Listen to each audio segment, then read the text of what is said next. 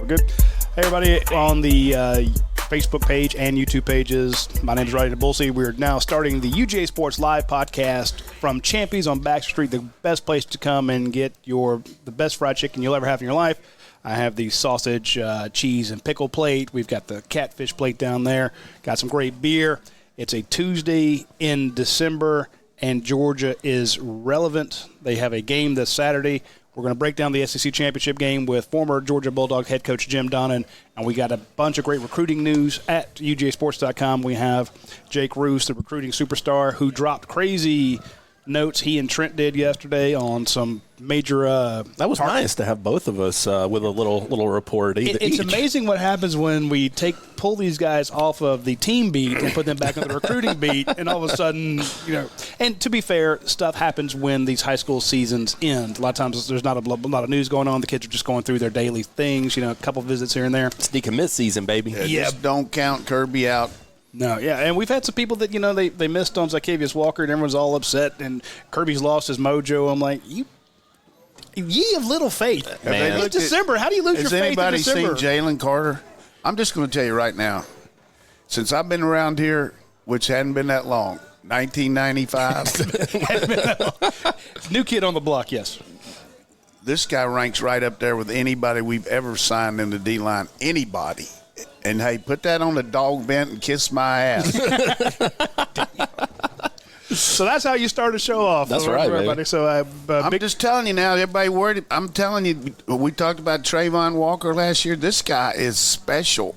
I mean, completely agree. He is a dominant player. His coach told me, I went back to see him back in the spring, went down there, and his coach told me, and you wonder about hyperbole and stuff. He said, I had a college coach sitting in here that said, Coach, this guy could be a top 10 pick in the NFL draft. Jesus. As a high school. I always like those junior. guys. He played tight end before. He can move, he can run, he can punt. He's an athlete. Yeah, absolutely. He's physical, and it's what we need to go with some of these other guys we got. And, it's always tough to lose a guy like Zy Walker, but, we just hit Auburn at a desperate time. We didn't know what was going to happen with them, and they got to do what they got to do to get players. Yep. Speaking of doing what you got to do, we got to give a quick shout-out to all of our sponsors at UGA Sports. I want to say thank you to Athens Ford, Aaron Overhead Doors, Your Pie Academia Brewing Company, and Cable East. And, of course, we're here at Champy's. If you're watching the show right now on Facebook, you're watching it on 365 Game Day. Even if it's on a different page, that's where we're originating it from. It is December. Yesterday was Cyber Monday. 365 Game Day. They have a store on their site. You can click on it, and you can get all the Georgia gear you need. All your SEC championship gear. You get your Falcons gear. Get it with tons of other gear. For the big Georgia fan, it is December, so they let us go on their page. They have a lot of fans there, a lot of Georgia fans. So if you would like to support those who support us, hit them up. Also, if you're listening to this show on Tuesday, it ends today. If you're watching it live, we have a Cyber Monday deal at UGAsports.com. It's 50% off. So it's normally $100. Get it for 50% off. Then you get a $49.95. No, excuse me, $49.50. Don't be careful with it. Giving away our extra 45 cents. No, you don't get that 45 cents. Screw you, people. Now you get a $49.50 gift code to the Fanatic store. So if you want a new Georgia hat, Georgia logo, any Georgia logo shirt, anything like that, you can get that from Fanatic. So basically, your effective cost is 45 cents for your first year of UGAsports.com. That ends Tuesday night at midnight. If you're listening to this on a Wednesday, Thursday, Friday, you missed out. Maybe they'll bring it back. I'm not going to count on it. So if you've been on the fence about joining UGAsports.com to get all the great scoop and get all the great analysis, do it today. Do it before midnight, because after that you're kind of screwed. All right, Coach, I want to go back to before we jump ahead to LSU. I know a lot of people just kind of put the Georgia Tech game out of their mind, it's a broken record. Georgia wins again. We have some fans that are upset. You win by the biggest margin in the history. With what? Because they're worried about the offense. The offense that scored, 45 points? I mean, there was last-minute touchdown on defense. You are who you are. We got some warts. We got some situations there that we got to do better in. There's no question. But at the same time, set a record for most points scored. I've never seen a Tech team they look bad. I'd like to see them in Vanderbilt play, see what would happen. But hey, the fans, that's why I'm on here to maybe diffuse some of that stuff here where they're not too. But the reality is, we did some bad things. But let me just point this out: if anybody was watching the pro game the other night when Houston played the Patriots, Tom Brady, the GOAT, he's going crazy about his receivers because they can't dislodge from these guys because he's got a bunch of guys that he hadn't played with before. And we've got a similar situation there where some of our guys get covered, but we also miss some too. Early in the game, first 3 passes, Jake didn't hit. He threw one behind the first guy, the second guy, but he's just not quite as accurate sometimes as he needs to be. But, big games now, he's always been good, particularly in the first half and particularly in the Dome. So let's wait and see. I like our matchups, but as far as that game, just point out what they're pissed off about so I can go ahead and so I just don't. Well, they're pissed off because we weren't beating them bad enough in the first half. Yeah, I think so. When you against a very bad team, it was 17-7. I will say for it to be. Let me also add the end of that first half. You had 2 minutes. Sure. So you weren't. Yeah, I couldn't figure out. I couldn't figure out what we're doing at the end of the first half. We had 3 timeouts in a minute 45, and then we let a minute go off before we ran another play. I couldn't figure out that, but that's up to them about how they handle that. But at the same time, offense has just had so many stretches where they just shoot blanks, all over the whole season. But it's just hard to believe. But we'll just we didn't have a great first half, no question. It was not as pretty of a game as you would expect for what that score was. 52-7, you think, man, everything must have fallen your way. Right. Obviously, there was some collateral damage, the George Pickens suspension, kind of the story of the day. That hurt us the first half playing without not only Pickens but also Cager. Sure. So that's your 2 big threat guys. I was glad to see us hit Simmons on some things. But if you compare the seasons, we beat them a lot worse than Clemson did. And everybody's bitching about Lawrence in the first game, the fact that he threw a couple picks against them. He threw 2 picks against Georgia Tech in the first game, and that's when they broke out the fact that they were lifting weights before the game. We had time to plan for all that weightlifting, and you better be careful. Dabo will get on you now. Yeah, Dabo has got a pain. He's really got a burr in his saddle, which I can understand to a little bit, but I think he's really losing a little bit when he does it like that because realistically, more than likely, if we win, which I feel like we got a heck of a shot, we're going to be playing Clemson in the semifinals.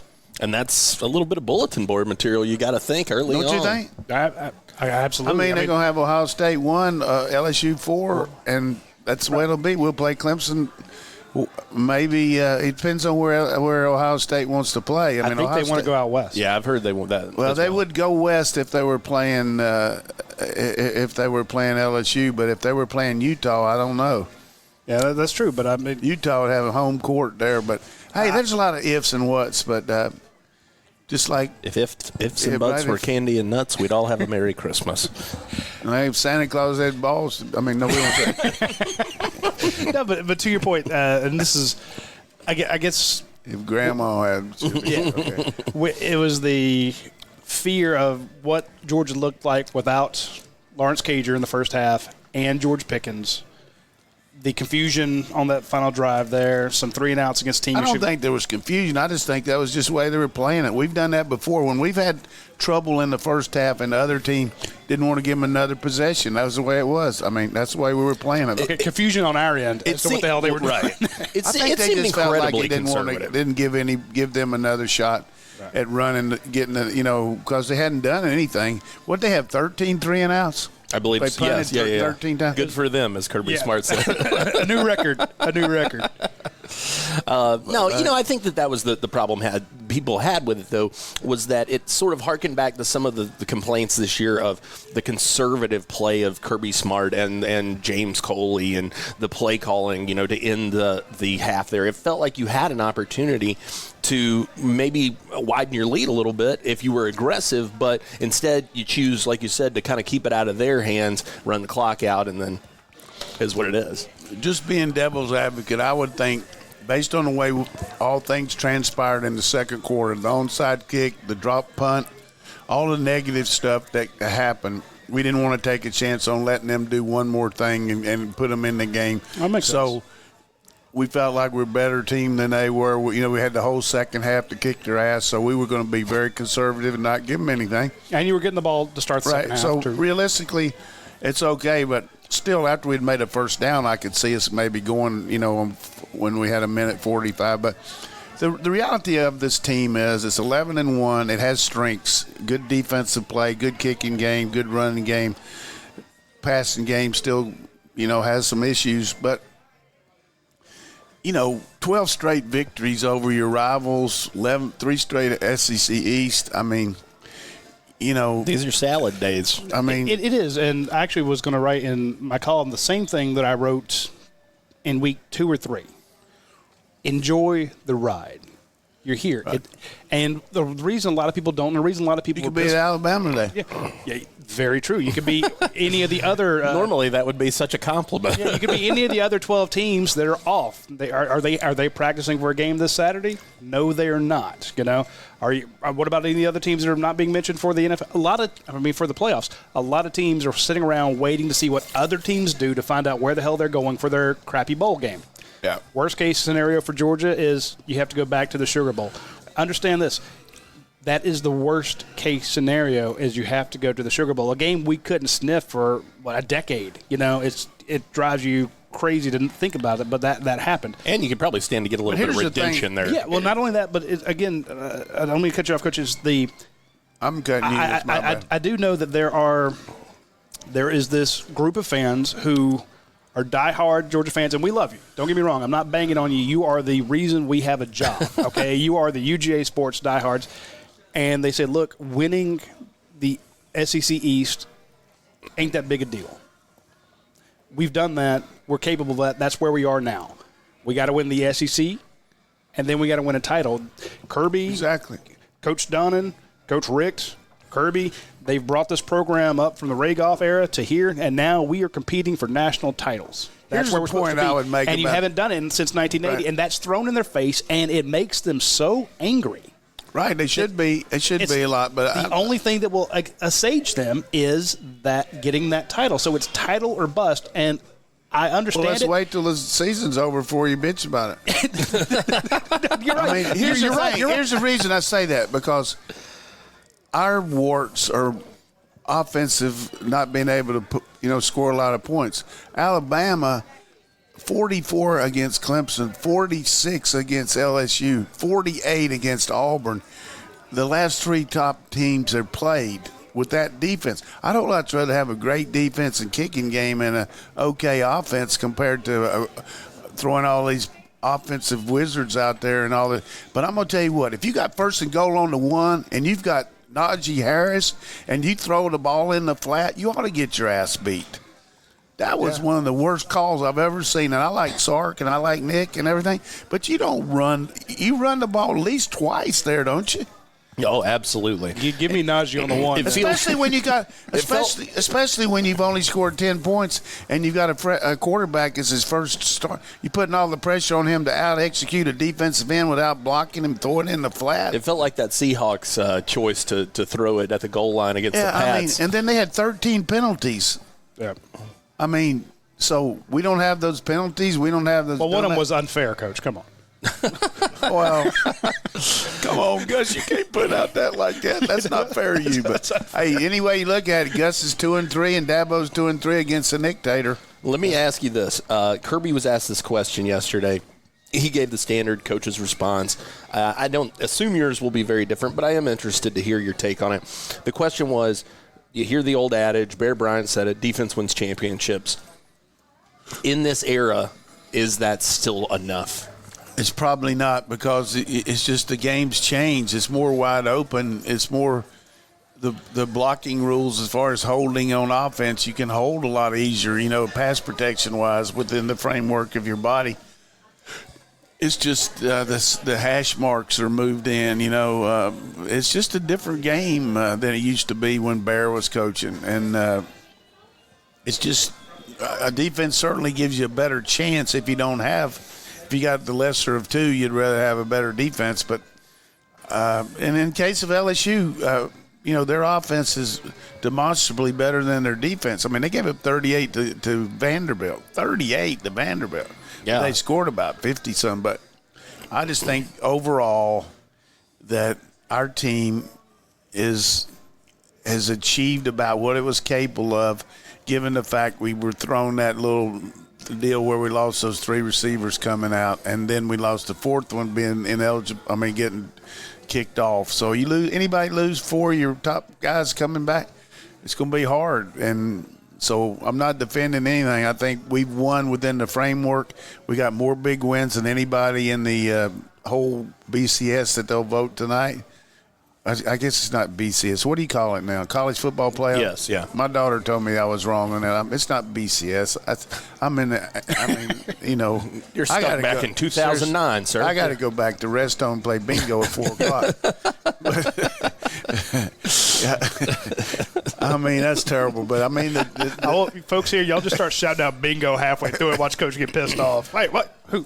But I can't remember half of that stuff. But seriously, for us, though, I told you 2 weeks ago when we were playing A&M, and A&M got drubbed. There's no question. They got drubbed they got kind of a whirlwind and just couldn't get out of it there against if we could get through that LSU game, I felt like we had that A&M game, I felt like we had a heck of a shot against LSU, and I still feel the same. Do you still feel the same, though, without Lawrence Cager and without George Pickens in the first half? I don't feel quite as good, but, okay. But I would – the up in the air deal is Swift, and if he's not out there, that's going to be a huge difference. Now because that's our advantage, our running game against these guys, and our other advantage is running the clock, a la Florida, where Florida didn't run many plays against us. We got to do the same thing with LSU. We got to keep them off the field, and we're pretty good at doing that. It was interesting to see such an offensive mind saying, look, you can score 40-something points, but if you don't have the defense to contain it, you lose those games. And, yeah, I think in the 2 losses that Alabama has, they did score 40-something points. Yeah, I believe that is correct. So that's a good point. I had not thought about that. Which is crazy to think about an Alabama team scoring 40 and losing twice. Yeah, it's not the same defense. And I do think that – they missed Kirby and they missed Pruitt. Yeah. And shout out to Dan Lanning for being on one of the finalists for the Broyles Award. This defense, and the stat guy Dave McMahon had put up some stats this past weekend in the numbers, and by the numbers that were just mind-boggling about how strong this defense is. Dominant. And I think, to me, the biggest question will be, what happens if Burrow does hit a couple on them? How do they respond if they're down 14, down 7? They have not been down. Big question. We got a lot of confidence, but I'm just going to go back to last year on this show. Let's just go back in time. We're in a time machine, and it's Mel Tucker just taking the Colorado job, and they're looking at defensive coaches, and everybody's saying, "Well, we got to get a defensive coordinator. Got to get Bud Ford. We got to get all these guys in here. Blah blah blah blah blah blah blah blah blah." And I said, I can guarantee you he's going to make one of the guys on the staff. And it's not because I was right. He's going to make one of the guys on the staff more than likely landing the coordinator because he knows his stuff and bring in a secondary coach. That's what we said. Yep. So all those doubters, I think Kirby knew what he was doing here because Lanning, the thing that he's got is he can communicate to these kids. These kids react to him. He's got some fire in him, his belly, a lot like Kirby, and he does a good job of handling the room. Those other guys augment him. Scott, Schumann, Warren came in with a little more disciplined, type secondary coach type guy. man, I mean, that defensive staff is coordinated. They do, we don't see people looking over the sideline and getting guys in the game and doing all that stuff. I mean, we're flat out nasty defense. You did make a good point during the watch along, and if you missed it, it was on. You can catch it here on Facebook. We had to do Facebook and not YouTube last week.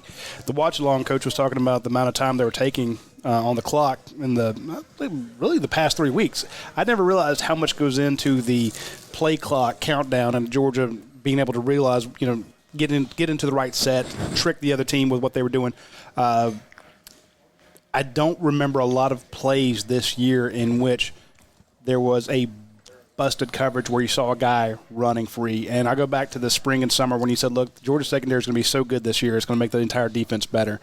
And I will admit that I was like, no, that sounds reasonable, but I didn't understand how it would work as well as it did. And to your point, you were dead on. This is one of the best defenses Georgia has had ever. So, I mean, again, and it's not, the Seymour Strouds, Roquan Smiths, Champ Bailey's that are lighting it up, the big names. It's with a bunch of guys who are going to play in the NFL, but the biggest names are actually very young on this staff. So, and we do a really good job of tackling. Yeah. I mean, explosive plays to just start. Now, Saturday, this guy. That's a whole different world. Time bomb offense. I mean, it's just like you can hold them. You got to hope for some holding penalties on them, some get them behind the sticks with a large yardage play. Get them off the field sometime, kind of like Auburn did. They did a good job of keeping them up, but Florida didn't. I mean, they ran 46 plays and scored 44 points against Florida. Oof. That's sufficient. And what happened to those other two? Slacker. That's the takeaway. That's Burrow pulling up there. I want to give a quick shout out to our friends at Athens Ford. We'd always talk about some of the great deals they have. I do want to mention now that it's Christmas time coming up here. I do want to point out the fact that they have entire showroom full of bicycles. And when you go out there and you buy a new or pre-owned vehicle, they will take one of those bikes and they will put a child's name on that bike. So when you go out there and you get a great deal on a new or a pre-owned vehicle from Athens Ford, and of course, if you go to their website, you can get that $500 off coupon for anything. So you can save $500 right off the bat. And then they have great December deals. They're going to push out any 2019s they have. They got great deals on the 2020s coming in. So you can hit up all those. But when you buy a new vehicle out there or a pre-owned one, you are going to be giving a kid a new bicycle. And you'll be able to put your name on it. And the big bow out there. They have a giant tree out there that's Georgia Bulldog themed. You need to check out. Again, these are huge supporters of the program. A bunch of alumni over there that went to Georgia and graduated from there. And they are big Georgia fans, and they are big in this community. They do this every year, be it bikes or toys or donations. They give a ton of money that they put back into the community, and our thanks to them for doing that. I've gone out there and seen the pictures, or posted pictures in years past of just this huge array of bicycles. That's all these kids in the community are going to get these new bikes. So really, really proud to be that they sponsor our show because they're good people. So if you get a chance, you're looking to get something for the holidays, trying to surprise somebody, go out there and check out our friends at Athens Ford. Huge supporters of the program, huge supporters of us, and great supporters of the community. So our thanks to Athens Ford. You got some good questions there? Yeah, I'm sorry. I'm trying to confirm some. What are you confirming? I'm trying to confirm something right here. We got a little bit of breaking news. Really breaking? Yeah, Georgia just picked up another Georgia commit. Just picked up his 5th star. Broderick Jones now jumps into the 5-star conversation, and I'm double checking here. Oh, we shouldn't recruit Broderick Jones. He signed too early. What's wrong with him? That guy's a phenom. The other one I'm checking on is Roseme. It looks like Marcus Roseme may have added a 5th star. I'm working to check on that and confirm. That would be 5th. I thought he was 3. He was. He's already 4. Oh yeah, absolutely. He was. You're on mute. I know. So you got Broderick Jones. Who else is a 5-star? No, okay, just Broderick. All right. I wanted to double check on that. Broderick Jones adds his. Marcus Roseme nipping at the heels. I mean, he's as close as you can get. It's almost like the DeAndre Swift situation again. Who's making those decisions? The national guys, not us. What's her name? Can you give me some addresses here? Yeah, we need to talk to Mike Farrell, please. We do have a bunch of questions. BSW44. Where's Mike Farrell? Come on, Mike. You're easy, man. I used to work at ESPN. I used to know when you had holes in your shoes. You'd take a C note in a New York minute, man. Get that guy a star. BSW44144 on the board wants to know. He says, Coach, do you think Georgia comes out swinging, or do they try to control the clock and limit LSU's possessions? Well, we're going to take some shots on them because they've given up a lot of big plays. Watch the Texas game. I mean, we watched the Texas game early in the year, and I was thinking myself, I've never seen a defense like this at LSU. And then I watched the Vanderbilt game, and I saw the same thing.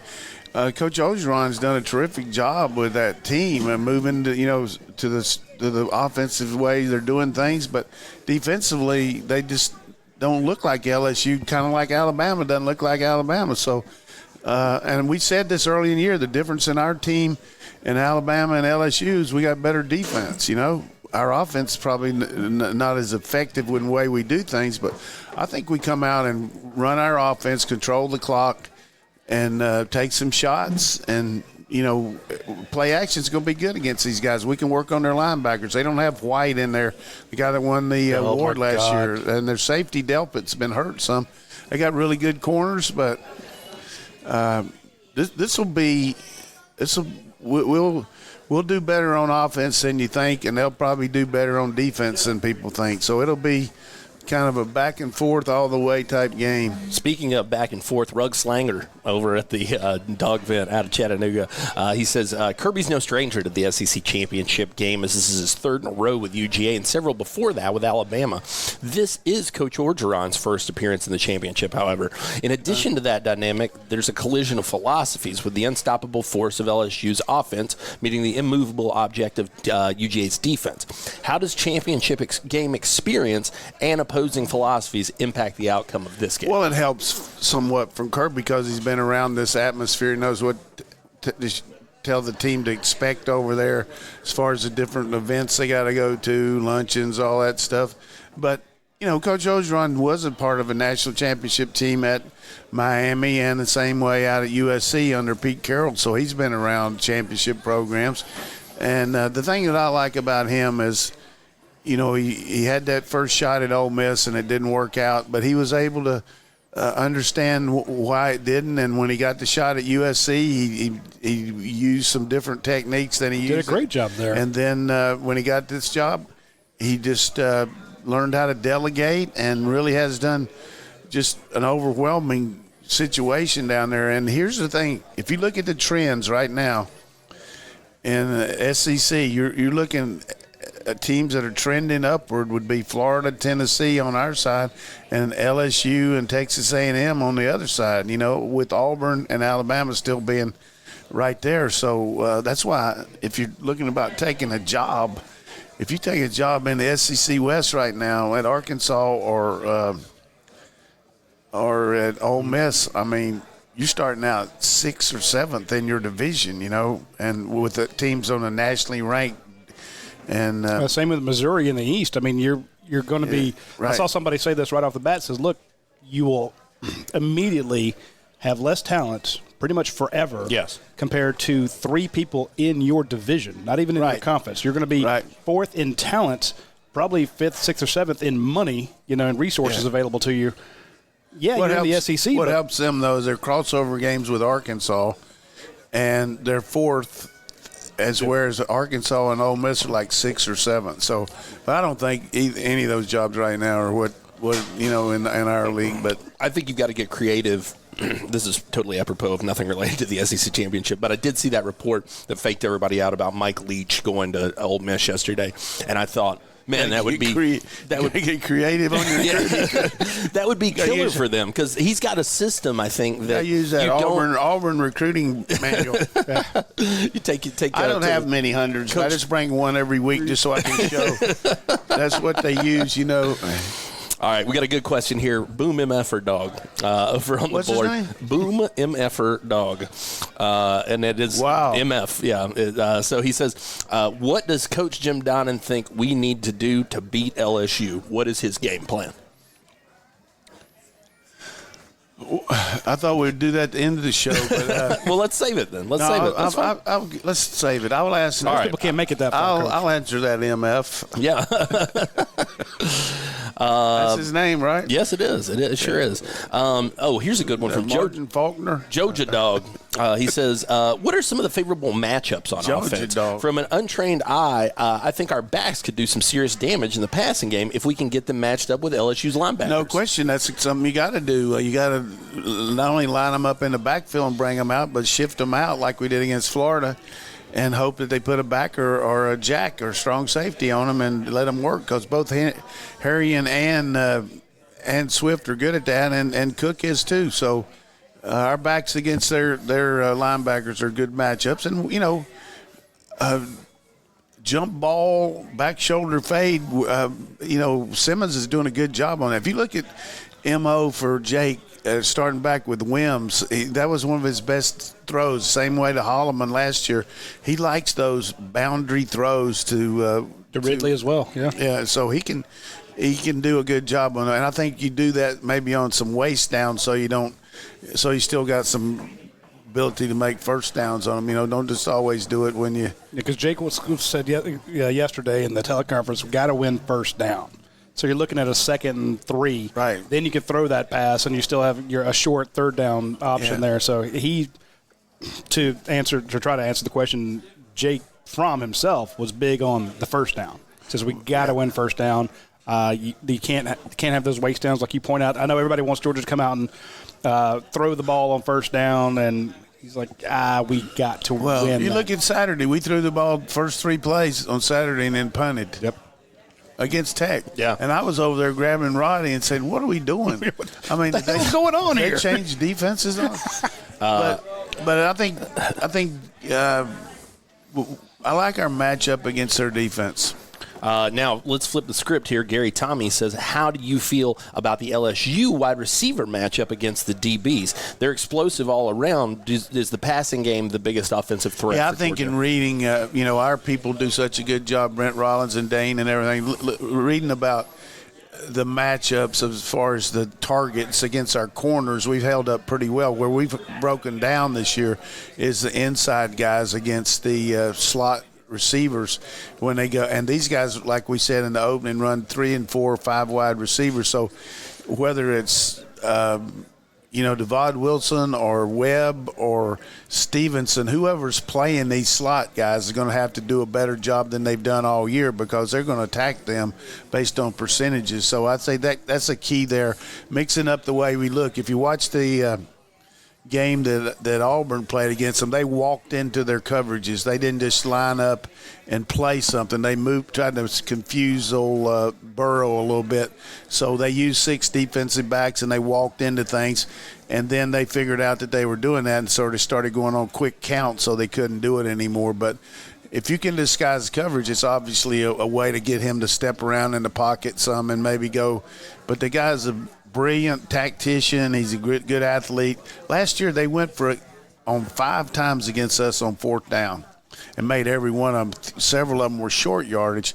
But the overwhelming thing of that, looking at last year's tape to me and talking to Kirby after the game, was how many complete busts we had. We had a bust between Campbell and our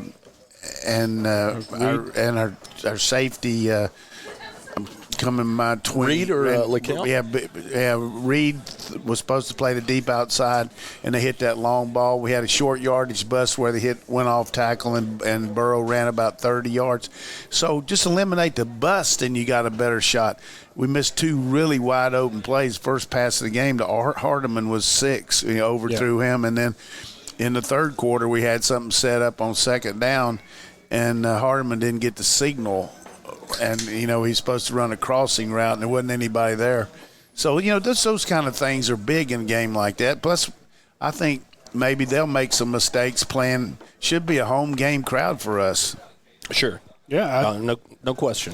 Maybe, again, I always say that the formula for an upset, special teams, penalties, turnovers. Maybe Georgia actually hits some of those. Georgia has good special teams, got good coverage, got good return guys, great kickers. Georgia has not had a lot of turnovers. Speaking to Aziz Ojulari yesterday, he says, we haven't played our best game yet. And I'm like, really? You're holding teams to 10 points a game. What else do you need to do? And without missing a beat, before I even finished my sentence, he's like, turnovers. We got not getting turnovers. And, he was adamant about it. So you could tell that in his eyes, he's hungry for the turnover. And, maybe Kirby downplayed, going back to one of the earlier questions there about, the SEC, there's no advantage to us having played in the SEC championship game. This is a professional team. There's 20 guys that have never played in it.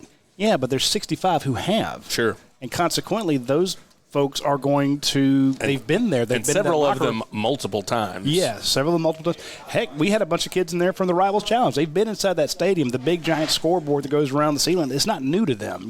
They understand the sounds in that place. They understand the sight lines. You don't see Jake Fromm going, where's my play clock? Right. He's not understanding, looking around for it. He knows exactly where it is. He's been in that building twice before.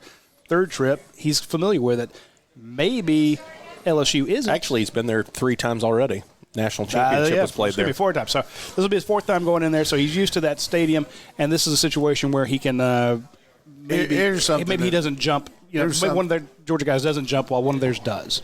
That I asked Dave McMahon to look up for me that I used talking to some people. 2017, we gave up 19 touchdown passes and had 12 interceptions. 18, we gave up 13 TD passes and had 8 interceptions. So far this year, we've given up 11 TD passes and 6 interceptions. So we've cut down on everything on the touchdowns from 19 to 11, but we've gone from 12 interceptions to 6 this year. So we are not a big. Is there anything you can attribute that to? Is it just teams choosing not to throw against you as much? No, I think more than anything is just people are not overwhelmingly behind against us trying to catch up. And they're playing. They know that they can't give up anything, so they don't take many chances. When you're really behind, then you throw it. At will. You know what I mean? But we've had 3 games decided by 7 points or less, right? Sure. 4. I think the 4 games you played against ranked teams. You got to count Auburn game, Jake, I thought this might be interesting to you. Check out what our friends at Academia Brewing Company have. I love it when you call me Big DIPA. I love it. A double IPA? I'm always down. IPA with a milkshake on top of it. The West Coast Classic style, 9.4. Tantalizing pine citrus flavor. I love it when you call me Big D IPA. Get you a Uber to take out for that one. They just released it 38 minutes ago, so they just put it out there. I like the picture of Biggie Smalls on the front there. So, again, our friends at Academia Brewing Company doing amazing work during this holiday season. Of course, great place to stop and watch the game this Saturday at 4 o'clock. Get a chance, swing out there. They have the huge TV, projection TVs. They're listening to us. They're listening to the game. And dedicated chef, plus a new double IPA. Gotta love it. And if you just check out their Nitro Stout is also back. If you go to their Facebook page and watch that Cascade, those guys are making fantastic beer out there. Also, I want to give a big shout out to our friends at UGASports. Next week's show we will do from your UGASports location, the original location. So we'll be over there. I know a lot of you are tired of eating turkey. You've had the turkey sandwich, you've had the turkey gumbo, you've had the turkey. The original one's right across the street there in Alps Shopping Center. Oh, okay. That was the first one, the one in Alps. Yeah. Huh. So that's good. That's one where we did it before? Yeah, we'll do it. We're going to do it again there next week. Big shout out to Drew French and Natalie having opened 72 locations. They're opening more as we speak. So when you get a chance, be sure to swing by UGASports. You can get a freshly made pizza. You can get a freshly made sandwich. You can get a freshly made pasta, freshly made salad. You can get gelato, halado, however you call it.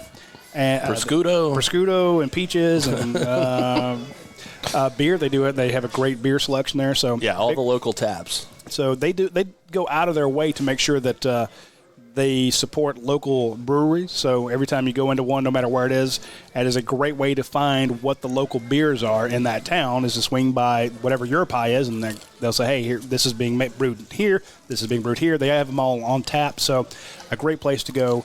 And, again, every time you eat there, you are supporting folks who support the University of Georgia. So if you notice a theme in what we do, again, the guys at Academia, a bunch of folks over there with degrees from Georgia, if you want to sponsor our show or our watch-along, like Leon Farmer and Southeastern Mortgage Solutions, they sponsor our watch-along show.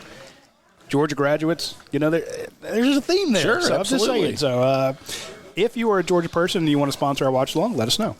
Hit another question for us. Well, we got a lot of recruiting questions, Good. and we've got a lot of recruiting info. It's that time of the year. Hit them it up. certainly is. It certainly is. You do that. I'm going to ask you real talk. quick. What do you think? Do you really think we got a shot at Burton? Yeah, so Jermaine Burton, this was something that we broke last night. And I hate to give it away here, but Jermaine Burton, we confirmed, did end up making a secret trip up to Georgia last week. Was on campus for the tech preparation, had a chance to spend some time with some coaches. And if you don't know Jermaine, four-star wide receiver, originally from the state of Georgia, current LSU commit, and has been for some time, but mentioned to us over the summer. He said, growing up, I never saw myself playing college football outside of the state of Georgia. Now it's sounding like Georgia's sneaking him in here at the last minute. They know they need receiver help in this class. I think that there's really some smoke going on around this Burton kid. Great. Be good. We need him. And speedy, how good about hands. Arian Smith, we confirmed yesterday, taking his official visit during the gala weekend, so that's going to be a big weekend, as it usually is. But Arian Smith will be here for it. Really like where Georgia stands in this right now. Florida, the other team to watch. Alabama's in this as well. We get those two, that'll really make your mouth warm. I agree. Those are two of the fastest guys in this class. Smith's a guy who, probably needs to develop maybe a little bit more as a receiver. He's a track guy by trade, and we'll probably try to do both here at UGA if he were to select the Bulldogs. But Arian Smith, four-star receiver, one of the fastest men in the nation, and I think Georgia in a great How about spot. Ringo? Keely Ringo also going to be here that weekend. So be looking for that. Key visit for him. I would assume she will make that trip. Now. And I'm just saying, it's always good when the parents That's go. right. That's right. Come on, Rod. Dirt dauber. I expect Ringo to be here, and people have had a lot of questions about him, primarily because he hasn't visited Georgia in so long. Hard to come visit from Arizona. That's man. right. It's a little easier to make the trip up to Eugene, as he's been to Oregon this season. Hard to visit. But seriously about this though, you coming through with? Tell us about the tight end in Vegas. Yeah, so Darnell Washington, another guy that That's four quick ones. you had to feel good seeing Darnell Washington here for the Texas A&M game. If you were the Georgia coaches, that was a surprise visit, not very kept under the radar. But when that guy walks out, he's hard to hide. It's not like you mistake him for anyone else other than like maybe Eric Ebron or another. It's like trying to hide that Tesla truck, right? Oh my God, look at that thing! So he's a monster. Darnell Washington, I still feel really good about where Georgia stands with him. They have preached to him what a need he is in this class. Two tight ends, the ideal situation. Right. And don't write off Theo Johnson yet either. Right. I know Hartley went to see him after the game. Yeah, on last Sunday. And your basic Canadian trip. He's a guy that Theo's a kid that I think him delaying his decision like he did, I think Georgia was the biggest benefactor of that because it looked all Penn State. I still think Penn State's the team to beat, but him pumping the brakes on that gave Georgia more time to kind of get their message in. Obviously, they did. They get up there, and I think that it paid off for them. So, all right, how many guys do you think we can bring in at semester? Oh, that semester, I think that they're probably going to shoot for, a couple of guys for sure are not going to. Broderick Jones, for example, is not coming in as a mid-year guy. Arian Smith is not coming in as a mid-year guy if he comes. Braun for sure, right? I'm sorry? I think Braun's coming in at semester, isn't he?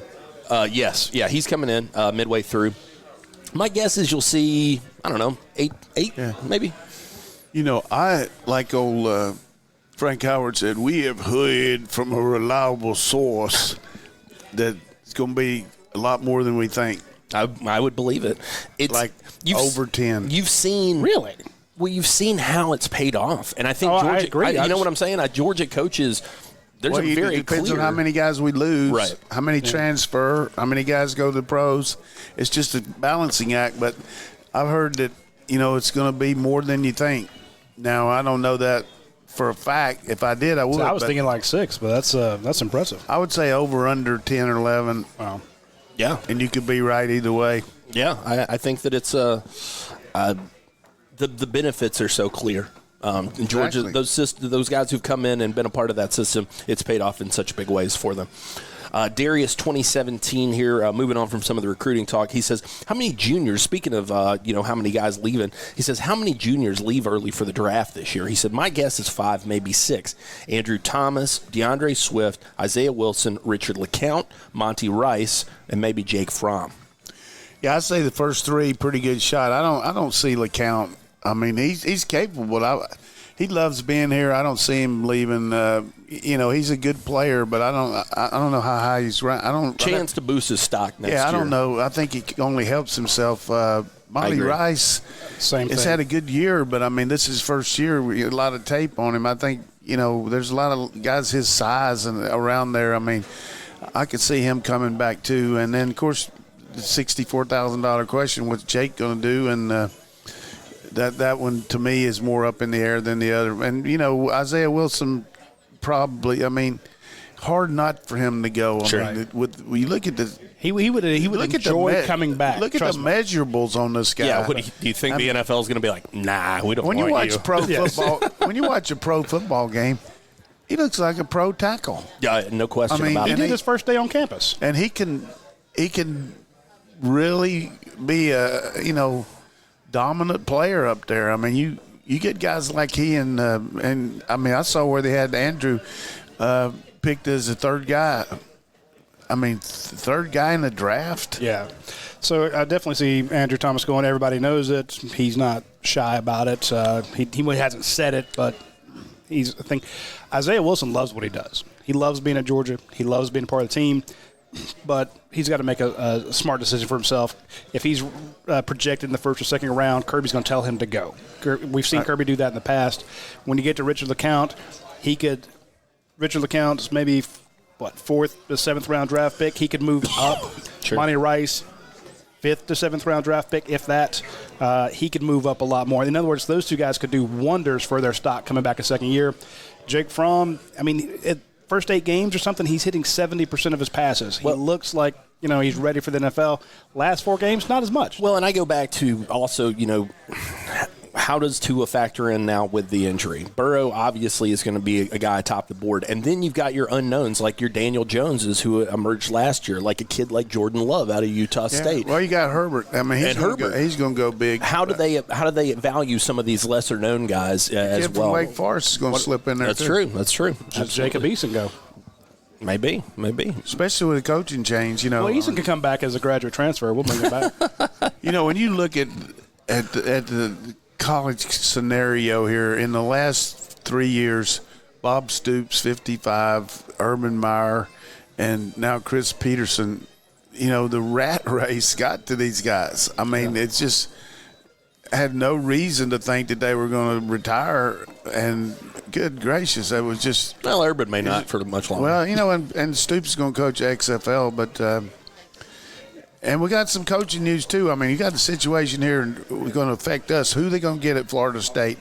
If they get that Norvell guy from Memphis, I think that hurts us because I think he'll really recruit Florida a lot better than what's been recruited down there, a lot like what Jimbo did.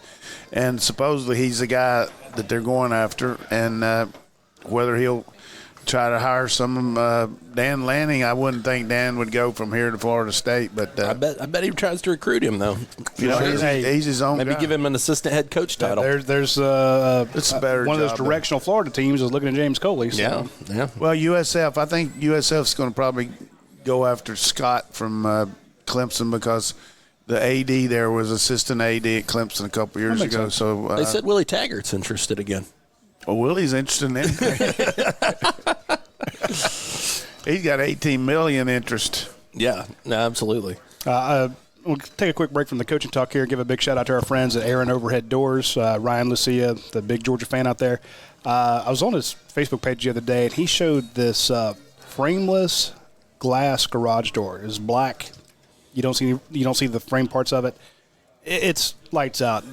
I know it sounds weird to talk about, hey, there's cool stuff in the garage door world, but considering it's such a big part of your house and the actual, when you drive up to someone's house and the garage door they have, if it's an ugly ass door, then you got an ugly ass house. I mean, it's the science there isn't complicated.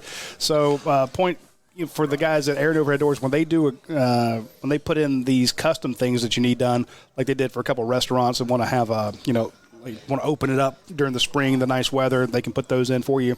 But they can do a great job on your house. So if whatever you can imagine for your house, those guys can do. And it will actually be employees from Aaron Overhead Doors. And I also want to give them a shout out because this is the time of year where they go to somebody who is underprivileged, who needs help, that they know in that community, and they do work for them for free to help bring them to fix issues that they have. I don't know of a lot of companies that say, hey, we're going to go do some work for somebody that we don't really know that well. We're going to do it for free just because it's this time of year. But the folks there in Overhead Doors do, and that's and they don't talk about it. They don't put it up on their Facebook page. They don't say, hey, look at us. A lot of people like to be seen doing charity work. These guys don't. I had to drag it out of them. Every time I mention it, he kind of rolls his eyes. But thanks to Ryan Lucia and the folks at Aaron Overhead Doors for taking care of members of their community. Good man. It means a lot. Loyal. I'm just going to ask you this one thing here, just to put the old coach, because you always produce the show. How about if you give me 90 seconds on the clock, and I'm going to put the Roostmeister through a 90-second recruiting deal here. All right, you got to go quick now, because go. I got so many questions. We're going to all the fans out there. We got 90 seconds. Okay, tell us when we can start. Count me down. All right, start now. All right, how many recruits can we take? My guess will be right around 23 to 24. Will we take another running back? Possible, not for sure. Who would that be? My guess is right now they're still recruiting Tank Bigsby very hard. Look for Don Chaney as well. Marshawn Lloyd maybe now back in the fold with Brian McClendon being dismissed from South Carolina. Well, was he dismissed or just demoted? Well, demoted, okay. But they're going to keep the other guy, right? The running back, Brown. All right, you got to stay quick for 90 seconds. All right, here's the deal here. What do you think about how many guys, how many other linebackers will we take? I think that they would love to take maybe two more, but it may be just one, and it may just be the outside linebacker in Jordan Birch. Now, they may push for a second guy, but I think with Sewell going on. There's been some talk about the Jervon. How do you pronounce his name? Jervon Dexter. Jervon Dexter down there at Florida, their commit that Georgia might slip in there. What do you think? Well, he visited maybe last week. We haven't fully confirmed that, but there was a rumor that he did. I don't really think Georgia's going to be able to pull it off. It'll be close, though. They're going to push hard for him. All right, how about in the secondary? Anybody else you think? How do we look with Henderson, some guys like that? Yeah, I'm looking at Dante Manning for sure out of Raytown, Missouri. Definitely a guy to watch. Is that Raytown South or Raytown Regular? Raytown Regular. And then you've also got Eric Reed, a guy to watch now for sure. Former Ole Miss commit, decided to open things up last night. Where is he from? He is from Shreveport, Louisiana. So very familiar with 90 seconds. That's some pretty good stuff. Right. Hey, let's never do that. Hey, this is why I pay him a whole nickel a month. I mean, he earned his. I mean, we got a lot of stuff in there, didn't we? Yeah. Caleb Hartu wants to know about Jordan Birch. He says, "Will Jordan Birch be there for the official visit weekend?" That gala weekend, unconfirmed at this point. Birch going to keep everything.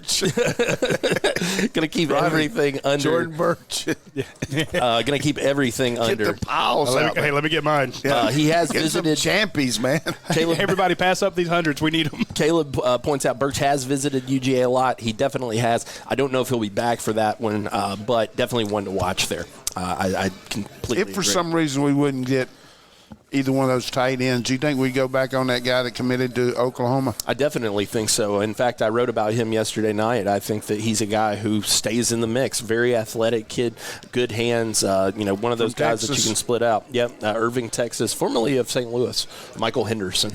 So definitely keep an eye on him as well. Well, how about the thing that the coaches are undergoing right now, having to recruit and get ready for the game? So it's not an enviable position. So to a be lot in. of these guys are having to coach all day watch a tape, and then after practice go out and go for home visits? Is that what they do? Yeah, it's tough, man. It's a tough balance to strike for sure. I don't much rather be doing that and sitting at home, though, wouldn't you? Right? Yeah, I think it's a little easier sell. When you tell the kid, hey, I just left practice because we're practicing, we're playing for a title. Oh, and you had the guys in here from South Carolina. What are they doing? Oh, they're changing coaches? Yeah. Oh, that's cute. Yeah. That's cute. Like Kirby said, hey, what do you think of the 13 punts? Good for them. You could be – you don't have to take a shot at your cohorts, your competitors in the business. But he said good for them? Yeah, when asked about Tech punting 13 times. Good for them. Well, he was glad that they set a new record. He was quite pleased to have helped them with that. Especially from a defensive guy, you can just see him grin. The deadpan delivery sold it. I did. One of the things that really chaps my ass about losing to Tech like I did 3 times is I can't bust them because they beat me 3 times. So I'd like to. Well, they had help, Coach. I know, but it's just really chaps my ass because I could really throw some stuff at them today about what happened. But you can go ahead. And this is the thing. Not really. No, you can't. No, it's hard you can't. To throw shade I will on argue somebody. with this till the end of the days because this is one of my number one pet peeves when it comes to – and it goes back to – it goes to the 1980 thing, okay? When Georgia fan is arguing with South Carolina fan, and South Carolina fan is like, well, we beat you this year. Congratulations. What are you doing this week?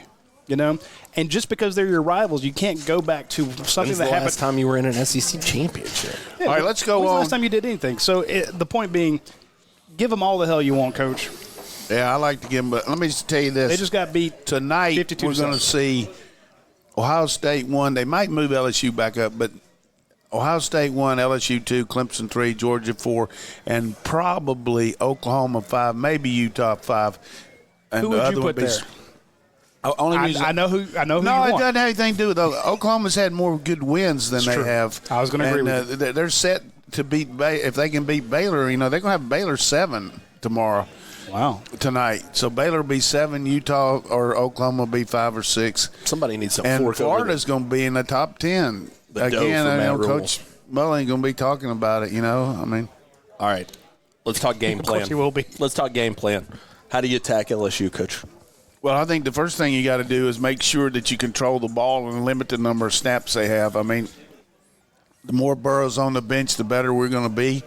I feel like we can really attack the perimeter on them, get the ball outside with Swift. Hopefully he's full speed.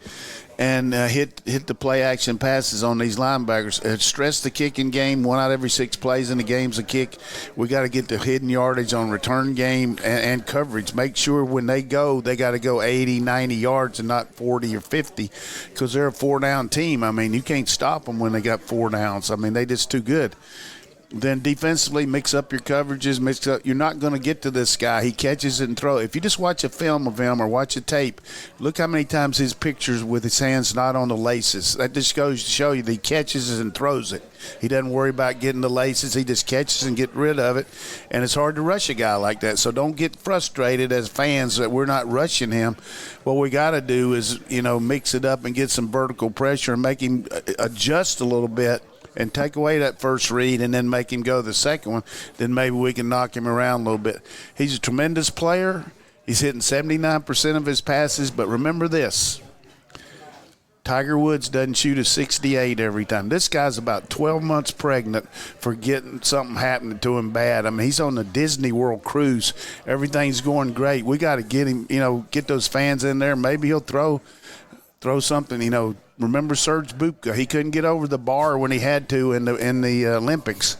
Yep. And maybe we can Serge Bubka this guy. Do you feel the same is true for Jake Fromm in the opposite, that not a lot of things have gone Jake's way lately? I think Jake, we talked about how good he played against Florida, coming off some bad situations twice in a row off the LSU game 2 years ago, and then this year after not doing that great against South Carolina or Kentucky.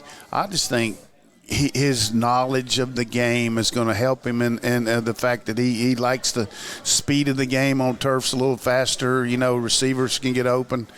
I just feel like he's going to be able to do more things than people give him credit for.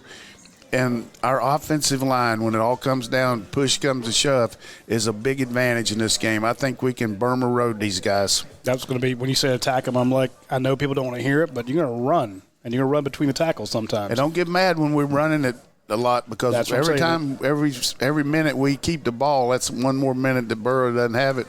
And, I just think the overwhelming thing about this game is when the line came out, the reality is this, that Georgia defense means something to those people in Vegas.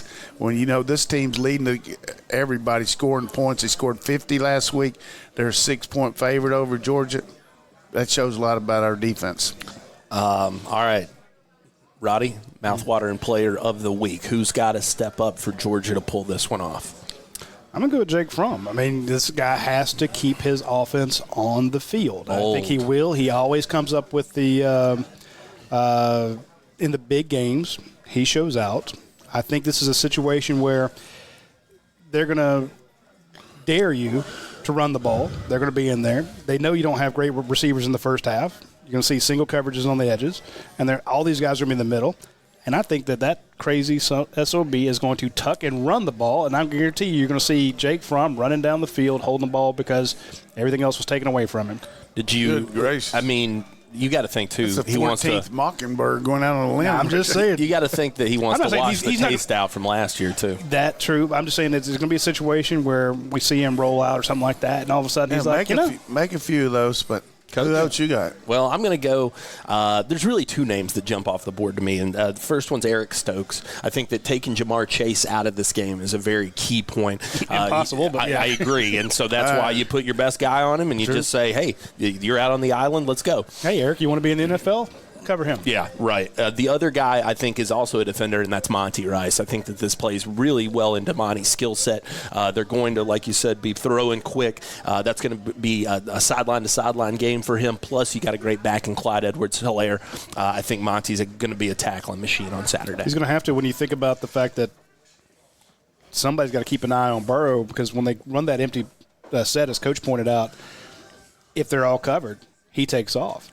Is that Monty Rice's guy or is that Tate Crowder's guy? He doesn't go down easy either. But, I would say to me is just playing with not necessarily mouth-watering player. I'm just going to say avoid the mistakes that haunted us last year. If we'll just play a mentally sharp game, we got a heck of a shot against these guys. If we make the mental mistakes and the busts we made against LSU last year trying to do too much, it'll be deadly against us. So play within yourself and play with poise and confidence and not make mistakes that just haunted us last year, and hope that the crowd is as loud as I think it'll be and they get some penalties to make it harder for them to make first downs.